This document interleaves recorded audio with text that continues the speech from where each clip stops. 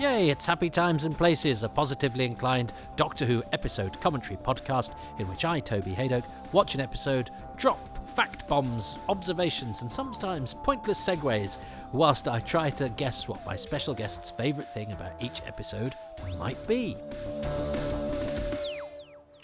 Hello Toby, it's Steve Cranford here. I'm a TV and radio broadcaster living at Worthing down in West Sussex.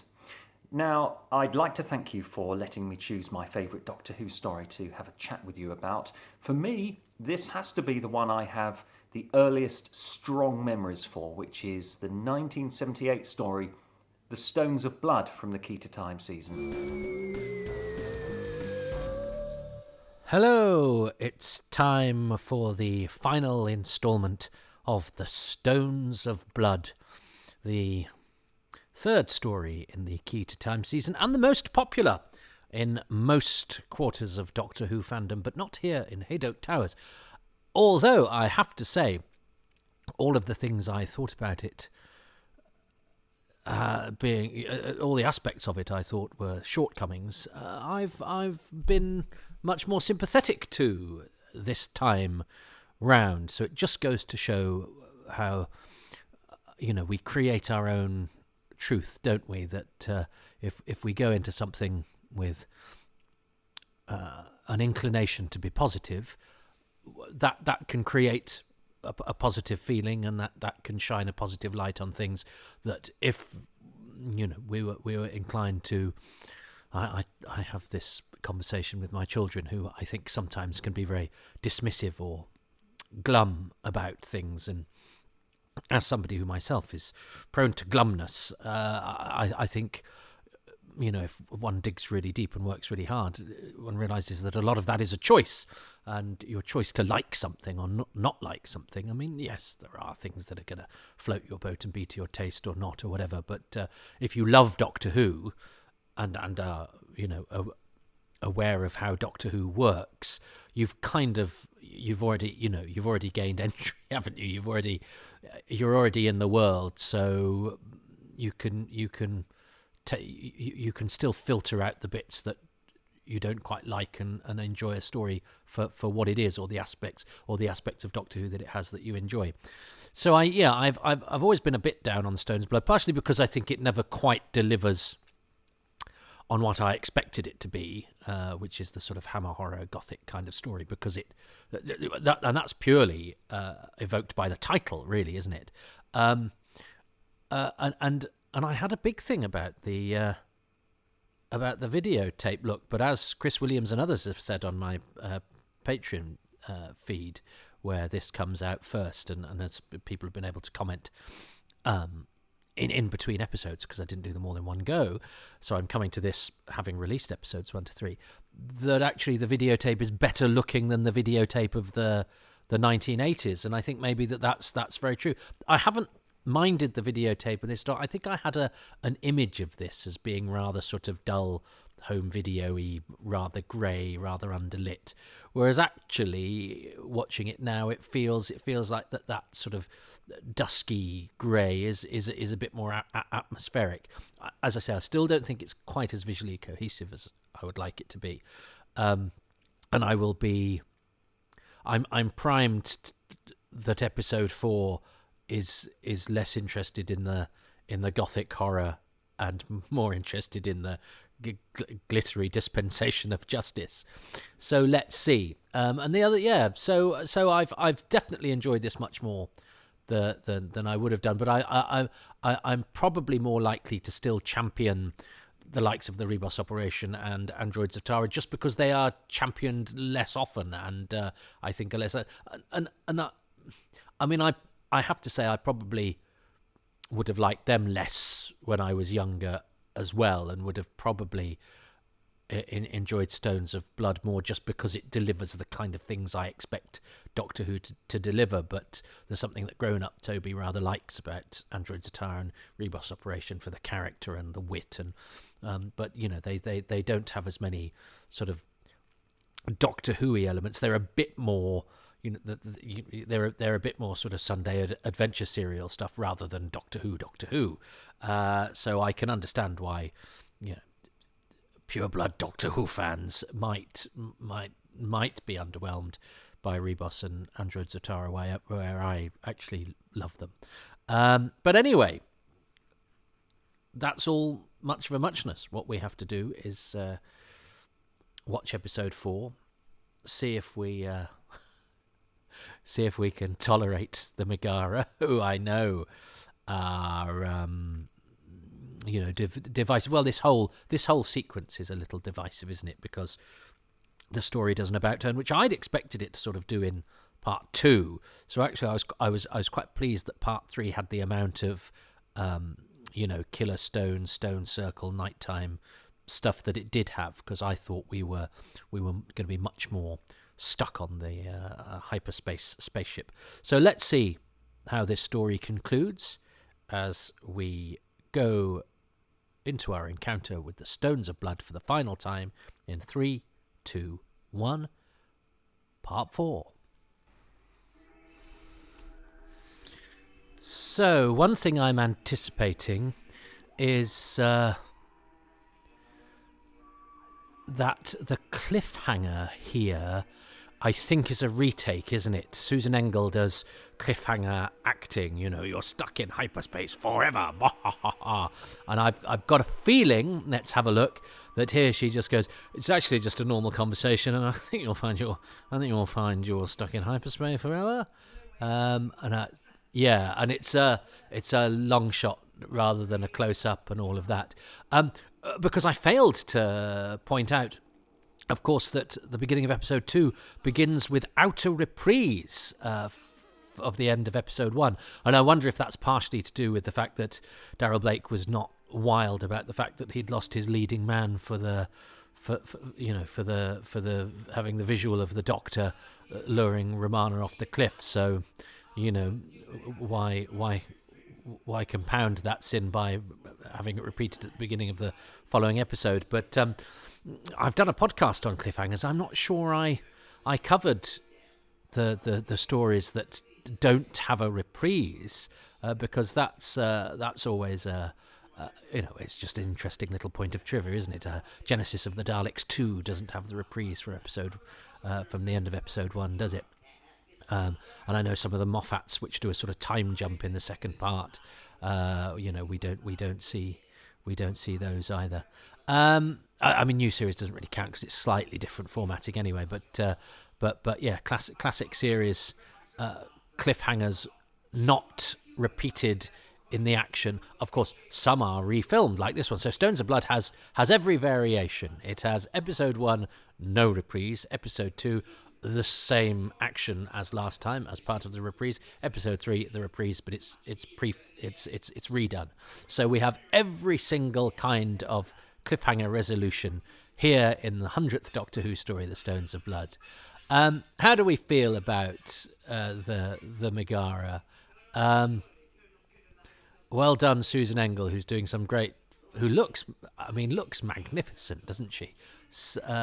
She's got such I was going to say an excellently shaped face, but she's got, because some shaped faces work really well on camera, and some don't. The camera can do funny things to faces, which is why people talk about having their best side and stuff. And I used to think all that sort of thing was nonsense, but actually, as I've got used to working on cameras myself, you suddenly go, oh yeah, I should have been aware of that, and you suddenly, I could see why actors get, I know now why properly good-looking actors get vain, because all it takes is a little tweak or a little person not having an eye on this, and suddenly, something, you look a way that you would rather not look, and you do get scrutinized quite heavily on the internet and things like that. And I've had comments about the way that my stomach looked in that suit, or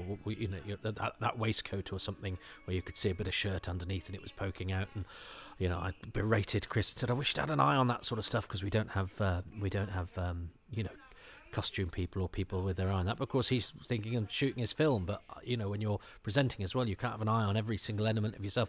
So and people aren't afraid to say, oh, and they think they're just making a nice comment, funny comment or observation. But it's and I'm not somebody who's particularly worried about my looks, and I'm not somebody whose career is dependent on my looks. So I can see why leading actors and why actresses, because women are always subject to grotty comments from men, usually unsolicited, can get very precious about how they are presented or the angle that is used or the side that they are filmed from. It is actually an essential part sometimes of an actor's success is how they work on camera, how they look on camera. I mean, look at Mary Tam. She's stunningly beautiful woman, but and again, the proportion of her physiognomy, the way that it is balanced, means she has a great face for camera. And I think Susan Engel, who is also very tall and that slender neck that she has, means she's statuesque, which is great for a classical stage actress, but also looks excellent on camera. So I hope that was I was musing there not on somebody being good looking or otherwise, but of how people are sort of shaped to look sort of streamlined or to look balanced on camera, which I think is an important part sometimes of an actor's success. And actually, there's an actor I was thinking of recently who I've got some sort of non-posed photos of them, and actually that they were in real life perhaps less impressive looking than they were on camera, but the camera rather loved them. I won't say who it is because it's for a piece on a forthcoming Doctor Who project. But yes, it's very interesting how the camera really, really loves some people, and actually how some people suit different looks. There are some people who really suit period costumes or period drama, and that brings out the best in their physiognomy or their physicality or whatever. Anyway, that's nothing to do with the Stones' Blood, apart from the fact that Susan Engel is a great asset to this production. And still, as I record, I love the way she goes, "Oh, Gree," how she flits between being, "Oh, but I'm just," I mean, it does stretch credulity slightly, doesn't she? Is that she's still pretending to be Vivian Fay to the Megara, even though she's painted silver and has two glowing stones hanging around with her. I mean, yes, this whole Justice Machine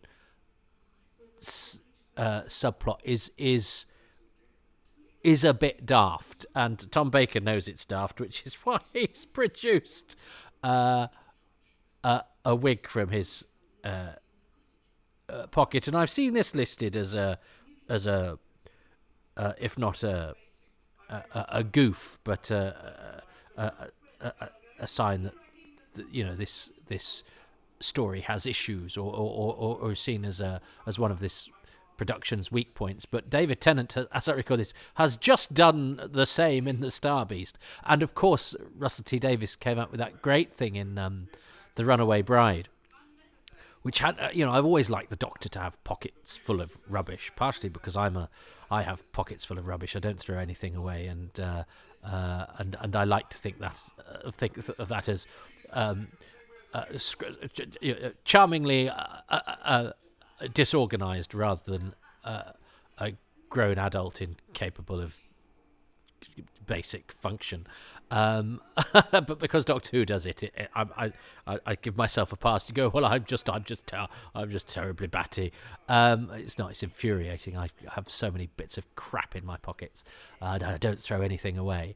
But I do like the visual of the Doctor, rifling through their pockets and having stuff. I think that's quite fun. I love it when Troughton does it in The Five Doctors, when he's with the Brigadier and he takes all those different things out. I love the way that Beatrix Lehman does that. But Russell T Davies in The Runaway Bride goes, oh yeah, but it's because the Doctor's pockets are bigger on the inside. And you go, of course they would be. That is such a smart use of stuff that has been lying there in the show that we've known about since the very first episode, but nobody, because Russell T Davies is so clever, has thought, oh, well, why wouldn't he do that to his pockets? That is such a brilliant idea.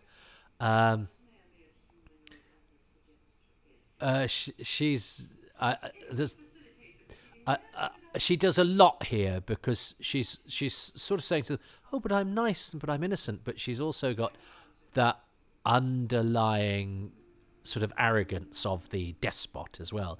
It's I think she's great, Susan Engel, and people don't really talk about her enough. I think she does a terrific job, but it's because everyone talks about Beatrix Lehman, and that's not a bad painted outside backdrop either. There's John Stout's design work is very good. I do love Beatrix Lehman's cottage. She's got her truncheon.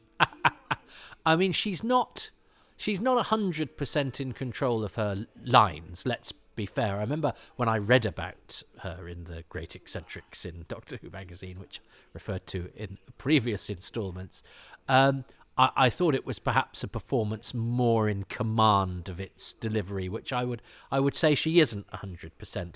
But what you do get for the occasional lapse in sort of timing, what you lose in the timing sometimes is you gain in the absolutely incomparable and inimitable sort of unique personality of a performer of that kind, and she's rather glorious. So the Megara, there's David McAllister, who was a big voice man. He died not that long ago, a few years ago, but he also did musicals at the West End, and he was in. I had him in a theatre programme. I always thought that David McAllister was an actor's name, and there's David Allister as well, who is in The Leisure Hive and Terror of the Vervoids. David Allister was also at the Ludlow Festival, and I have him in a programme. He was Theseus in A Midsummer Night's Dream, directed by Peter Cregeen, who later would cancel Doctor Who. Whereas Peter Cregene's production of Antony and Cleopatra, which was the year before, David McAllister was Pompey, and it starred Dennis Lill as Mark Antony, who didn't put Doctor Who in his theatre biog. So at that point, when I didn't have access to everything, I didn't know Dennis Lill was a Doctor Who actor. And Eleanor Bron, who I think also didn't put Doctor Who in her, because by then she'd only been in City of Death, so you probably wouldn't, would you? But Paul Shelley was Octavius Caesar, and David Enlightenment, and Persuasion, and David McAllister was Pompey. But these were the sorts of actors that were belting out Shakespeare in Ludlow Castle down the road from where I lived, and what a wonderful thing that was. And I've got all of those programmes. So David McAllister was an actor that, and I think he must have listed Doctor Who, and so I was pleased when I found out that he was what the piece in that jigsaw puzzle was, that he was one of the voices of the Megara. And the other is Gerald Cross, who died not that long after this, who is also the voice of the White Guardian in episode 1. But are they the only cast of this? Yeah, so it's just the two women and the Megara voices. So the Doctor is kind of, the Doctor's sort of playing for time, isn't he? The action is where Amelia and Romana are. Oh, she's great. Whereas the Doctor's indulging in the sort of more disposable side of this. It is an aspect of the Doctor's character that he can, bluster his way through, hastily improvise a situation, but also use his intelligence and humanity, even though he's not a human, but his individualism to outwit intransigent machinery, and the stupidity of bureaucracy. So it's all kind of Doctor Who-y stuff. But how well you respond to it is how much faith you have, how much patience you. Oh, I've just seen a boom mic fall into shot. How much patience you have with Tom Baker when he's skirting on the edge of breaking the fourth wall or larking about.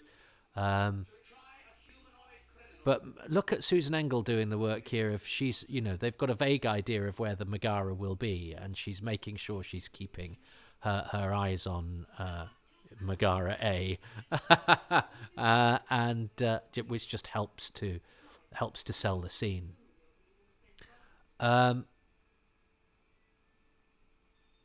What are they? I can hear my dishwasher is not my dishwasher. My washing machine, when it finishes, plays the longest tune. That when you just think it's finished, it then does a little coda, and it's playing. You won't be able to hear it because my microphone is good. But just as they were looking around, I was going, "What's that noise they're listening to?" So no, they're not listening to my washing machine. It hadn't been built when they were doing that. I do love an Ogre smashing down a door.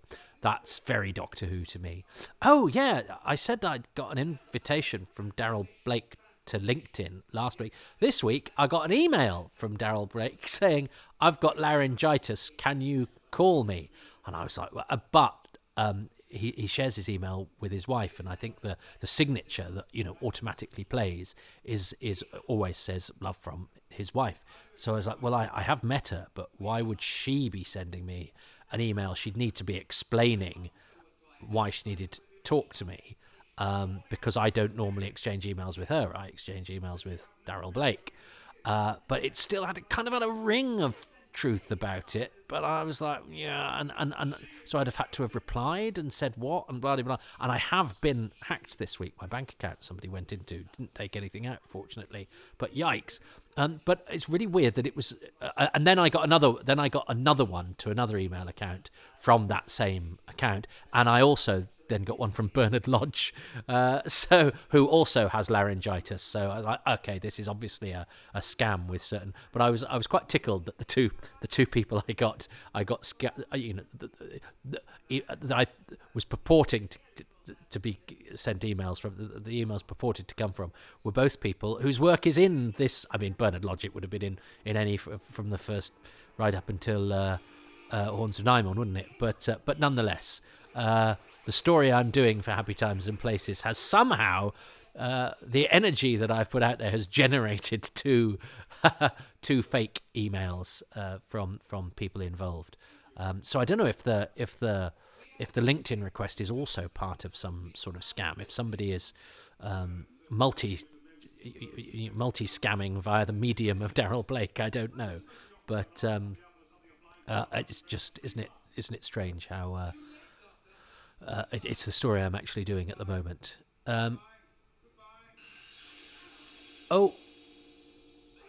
He's done a thing that I mean, basically that whole thing is about Tom Baker, trying to outwit the justice system, which is quite fun. And actually, this isn't a bad set either, because it looks like it's 360, and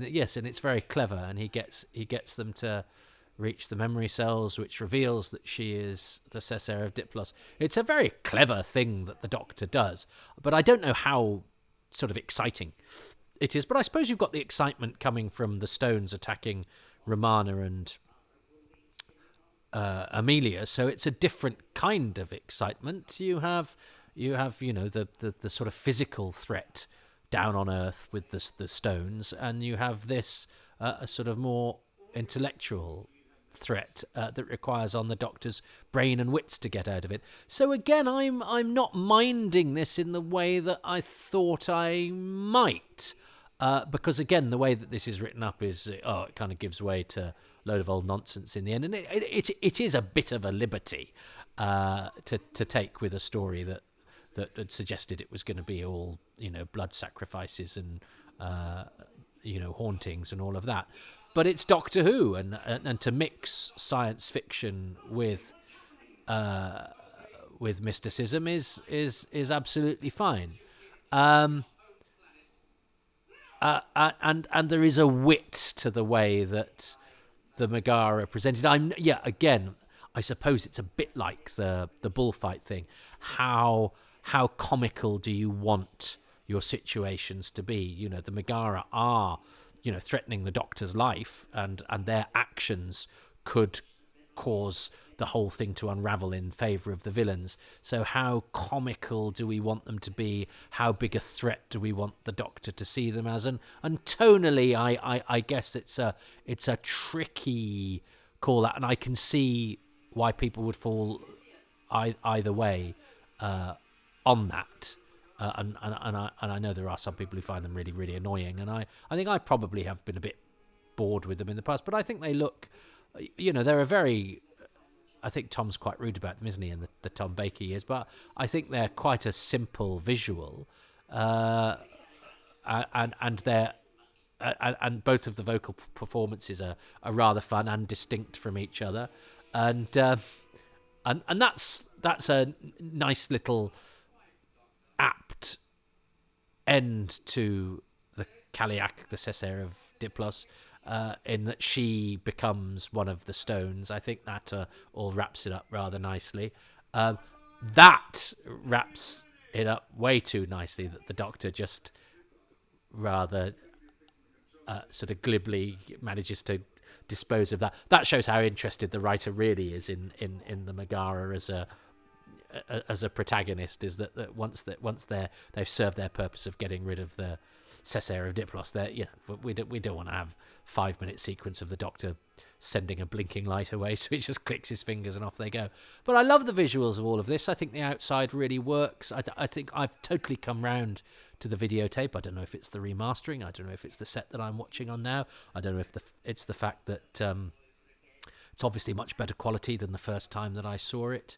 But I think I'm much more positive about the outside broadcast version of this. And again, as I say, a lot of the people in the comments have pointed out that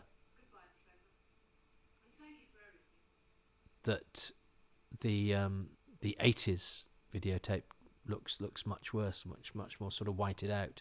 I never minded the 80s. But I never minded the 80s. I prefer film, but I don't really mind the 80s videotape. But again, perhaps because I saw it as new, you know. Beatrix Lehman, bless her, she's great. So here we are in the black cupboard again, the black cupboard of Blake. Yes, but it's got one piece of furniture in it. So this is, would it have been, yes, anyway, it would have been either here or in episode 1 where the Doctor is presented with a 100th birthday cake. But Graham Williams who reportedly was not, you know, the strongest of producers, in the sense that if Tom Baker pushed his weight about, you know, Graham Williams would capitulate. He put his foot down with that. So in fact, we get that ending. I'd forgotten about that ending. Do you know what? If you'd said to me, how did the Stones of Blood end, I would have said with Beatrix Lehman's last bit, which is rather fun. But actually, no. It's with a funny bit and a bit of a sort of, you know, not gold standard comedy business between the Doctor and Romana at the end. But do you know what? I thought that was fine. I thought that was great. I do think, yeah, it has problems early on, particularly I think with De Vries and Martha, who I don't think are great. But actually, the rest of it all works as it should. And the things that I thought were problematic about it, and I don't mean problematic in the way that it is now wielded about by young people.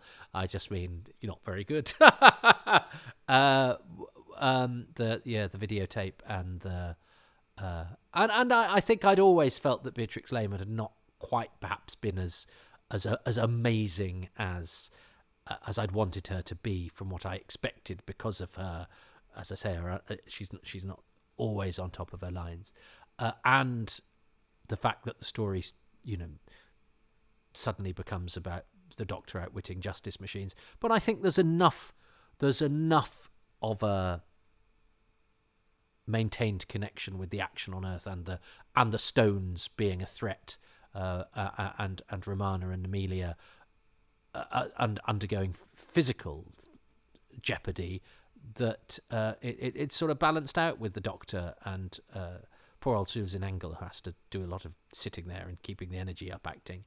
I thought that balanced quite nicely, and there's no reason a story shouldn't. I mean, a lot of Stephen Moffat episode 2s of his two-parters, take on a completely different tone and character, don't they?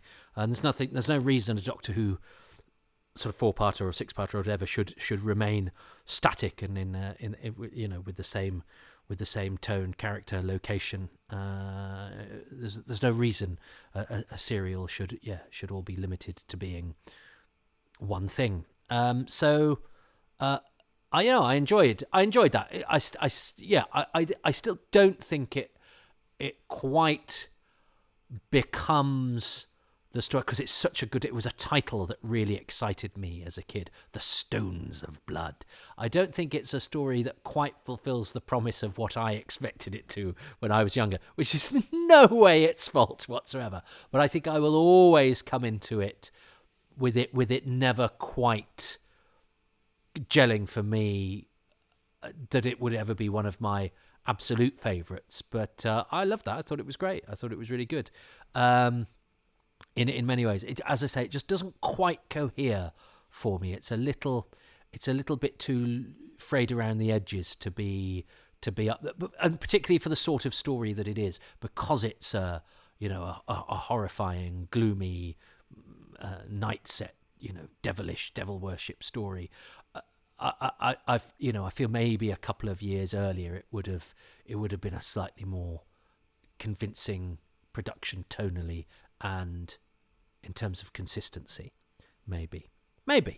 Anyway, I think my favourite thing for episode 4, because I haven't mentioned her yet, is Amelia Rumford, played by Beatrix Lehman. I mean, I was delivering that like unconsciously, like she sometimes delivers some of her lines, but she's a great character. I love the fact that it's her last job, and all the stories that go round, with Tom Baker taking a shine to her and her taking a shine to John Leeson and giving him a camera, and Tom Baker saying, she used to drink Punte Mes, and I remember seeing a bottle of Punte Mes in a pub once and going, that's how that drink that Beatrix Lehman drank is spelt, and the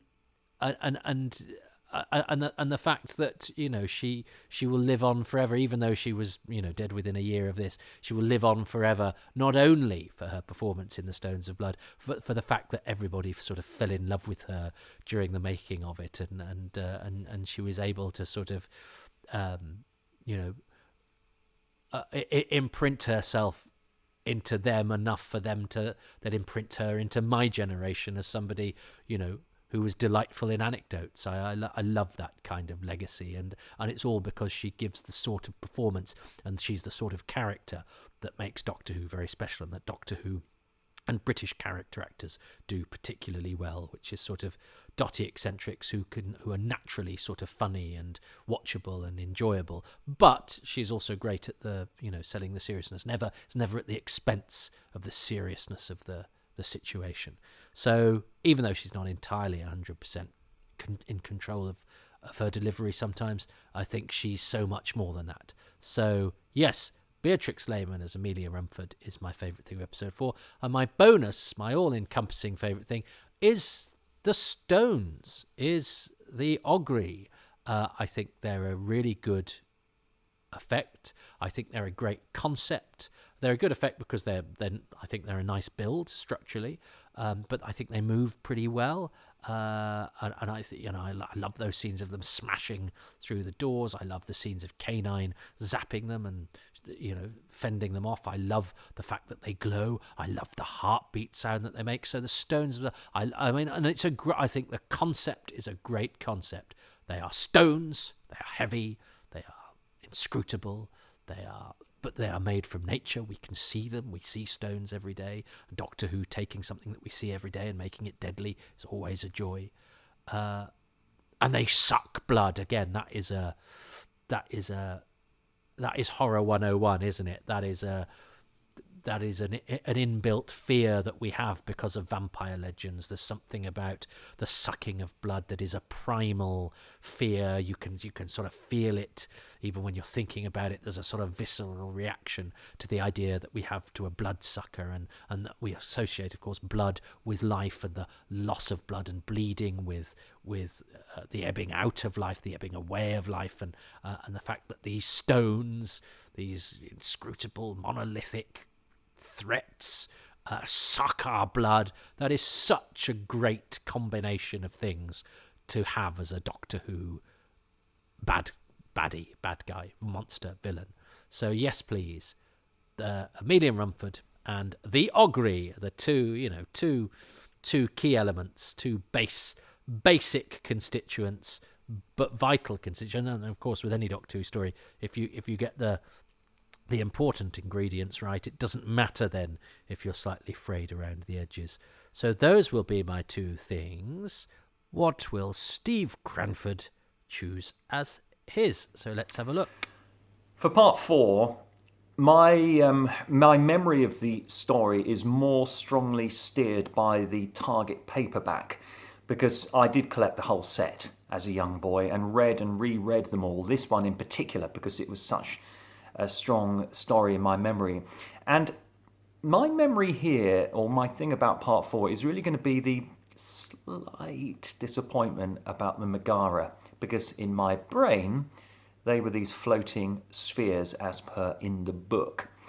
And when I did finally get to see the video, I managed to get an off-air BBC One copy, probably 20 years after it was on, or 15 years after it was on. And I was actually a little bit disappointed that they were just sort of glowing lights. Clearly a budgetary consideration, and I totally realise why they did that. But that is a slightly jaded memory. But overall, absolutely love the story. It's a story of two halves.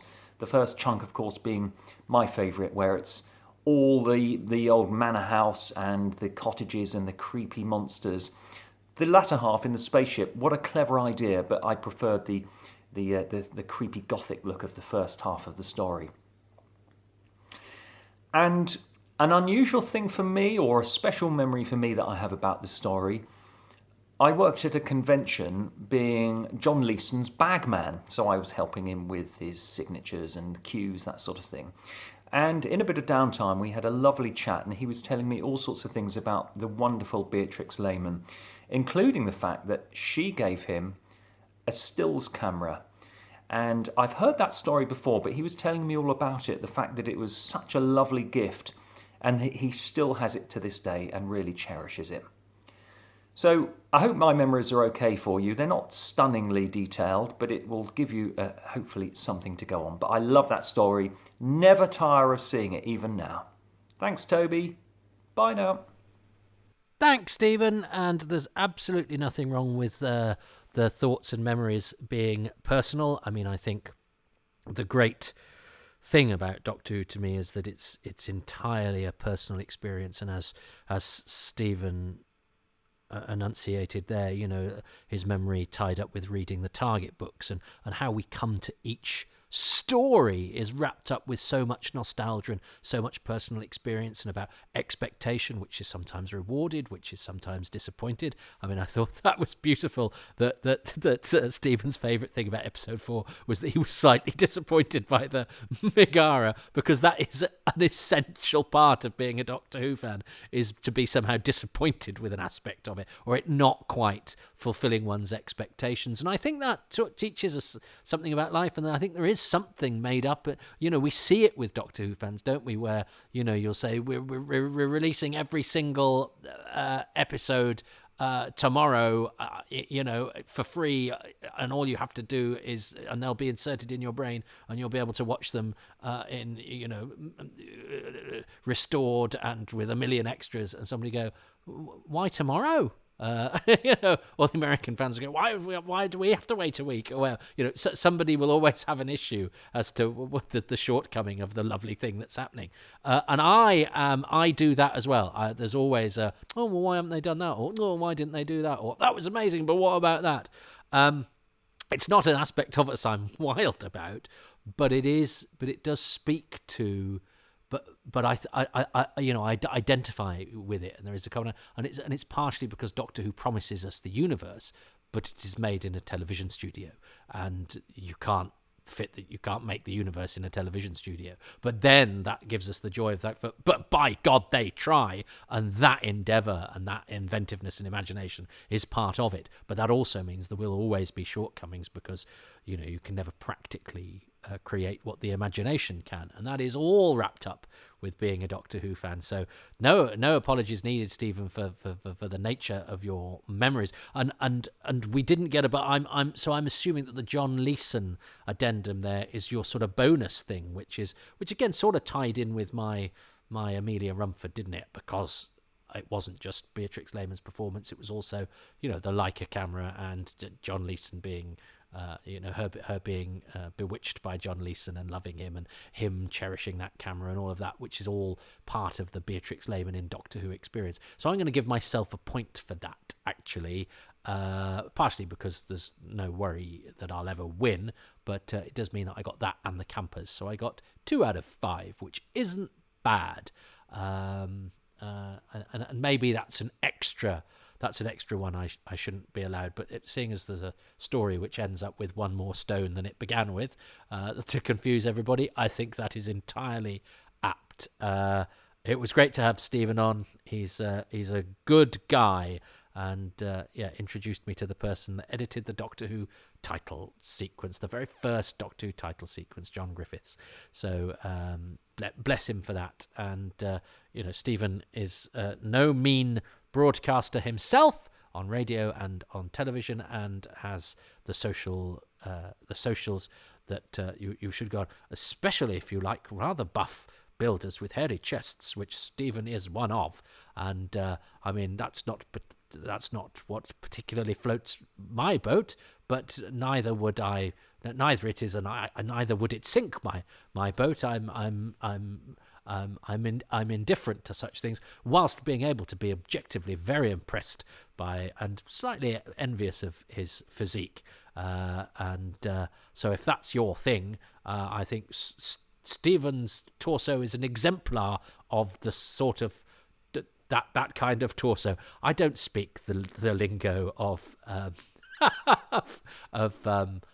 sexy builder men, but you get what I mean. There we go. So anyway, but he's a delightful chap, and a Doctor Who fan of long standing, and really nice guy who I don't see often enough, and I'm grateful to him for being one of the earliest people to do Happy Times and Places, and it's insane that it's taken me about 3 years since he recorded that to do this, but I'm mixing them up and doing them in different orders and all of that.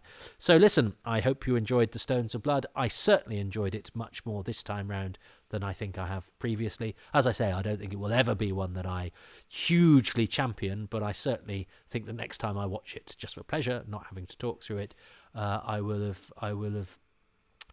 be more forgiving of its shortcomings, and perhaps more open to its strong points, and will have a much more enjoyable experience as a viewer. And that, for me, is a great side effect of doing this podcast. It's hopefully designed to leave us all in happier times and places than those we were in when we came to it. Thanks ever so much for listening to Happy Times and Places, which is presented by me, Toby Hadoke, and my special guest this time around was Stephen Cranford, who can be found on various social media outlets, sometimes in only his underpants, at SB Cranford.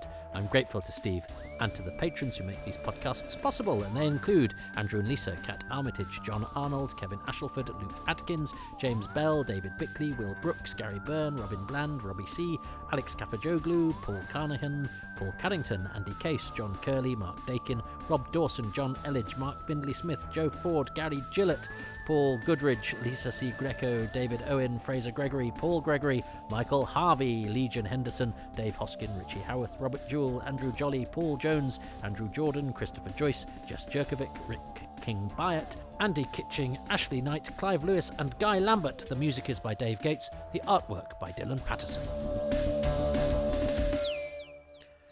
If you would like your name read out on the credits of Happy Times and Places, or indeed Too Much Information or Indefinable Magic, then you can become a patron of these podcasts and my other creative endeavours, if they are to your taste.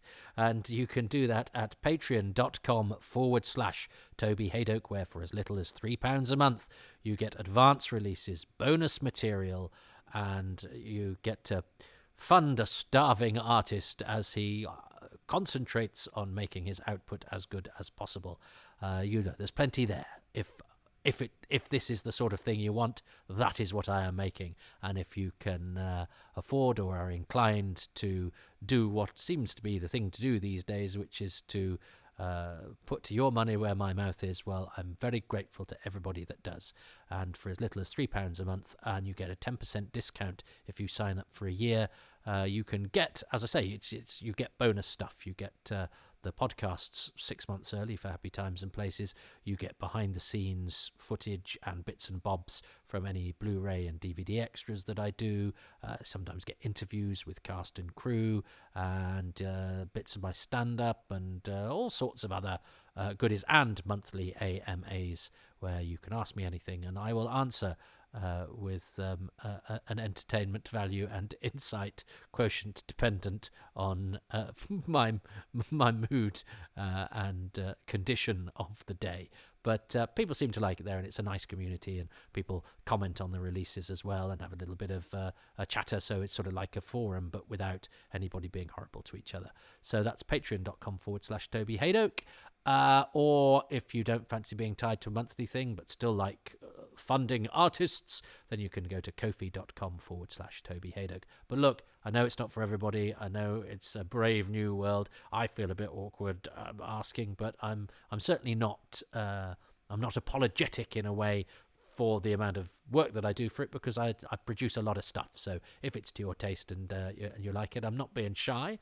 But even though I acknowledge the sort of socially awkward element of it, and also the fact that it's not what everybody wants to do or does, and that's absolutely fine too. But what costs you nothing and is just as appreciated is, well, one, listening. So thanks for just being there and listening. That is really, really important. That's the main thing, actually. But what costs you nothing is to go to iTunes, Apple, Podbean, Spotify, social media, everywhere, and give these positive responses. Tweet them, retweet them, and give them 5-star reviews, and perhaps a couple of lines to explain what you like about them, and that just helps with their distribution and with their visibility and people getting to know about them. So if you could do that, that's a freebie. All it costs you is your time, and I'm nonetheless grateful for that. Talking of Twitter, you can go to @Hadoke Podcasts and follow these podcasts, and it's just stuff about these podcasts. Or you can follow me @Toby Hadoke, which is stuff about these podcasts and other things like the comedy shows that I do, and occasionally thoughts, like what anyone else does with Twitter. But I try to keep my fury in check, and I don't tell you what I've had for dinner. But if I think of a reasonable joke, I might put it out there. And also it keeps you up to date with my activities, should you be interested in them. And I also have a Facebook page, and I have an Instagram @Toby.Hadoke. But I will not be putting up pictures of me in my underpants. If I had, if I might actually, because I saw that man from The Bear, who's supposed to be a recovering, well, he is, the actor is a recovering addict, and he's a very, very good actor. and he's in marvellous shape. It's a brilliant series, by the way. The Bear, if you've not seen it, it's excellent. We did the whole of series 1 in a day, and I've worked in the catering industry, and I thought it was very, very accurate, even though I've never worked in the catering industry in New York.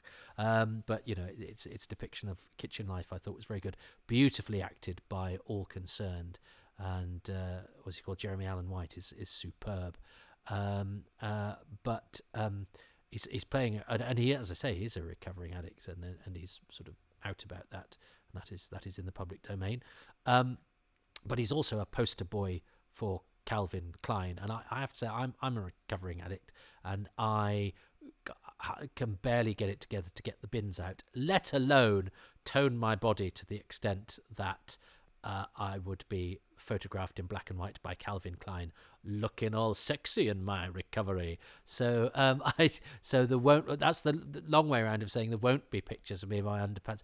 But I actually thought it may give hope to all those people who, because recovering addicts on television either seem to be sort of sad tousle-haired men in their early 60s, but being all sad. And then everybody clapping them and going, yeah, well done. Or they're people who have got an awful lot of time to fit in getting well sexy around their recovery and just their day-to-day life. And when you've got kids and bins and invoices to pay, I mean, I admire those people that can go to the gym and do all of that, but I ain't one of them. And I think there perhaps need to be pictures of recovering addicts who don't have a six-pack in their underpants out there. And I was going to do one of those as a joke, and then I didn't think the joke would justify the shame I would feel. But I did consider, I said to Shez, should we do some of our own versions of this Calvin Klein shoot, but it's with me rather than sexy Jeremy Allen White. But no, I think the Doctor Who fan you want to see in their underpants is definitely Steve on his Instagram and not me on mine. But for now, who knows? I would have to be well behind on all of my stuff that I'm producing to go, should we spend an afternoon taking photos of me in my underpants for a laugh? And I believe me, it would be a laugh.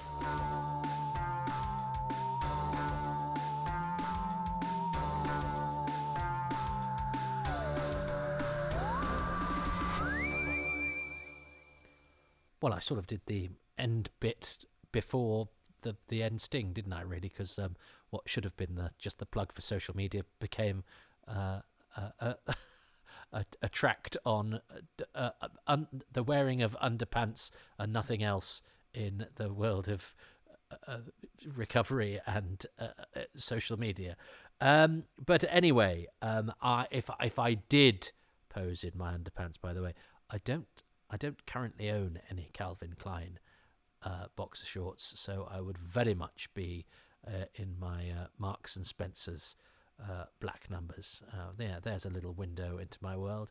I'm pretty much. I do have the odd other pair that survived the cull or the natural wear and tear, but about it. I think of them as new, but probably about 18 months ago, maybe even 2 years ago, I did a big block buy of the comfy Marks and Spencer's black boxer shorts. I actually got the trunks and the shorts. I got different cuts just to mix it up a bit. But I decided I had too much of a fraying menagerie of undercrackers that I sort of universalized them all, so that then there'd be no complications. There we go. This is the stuff.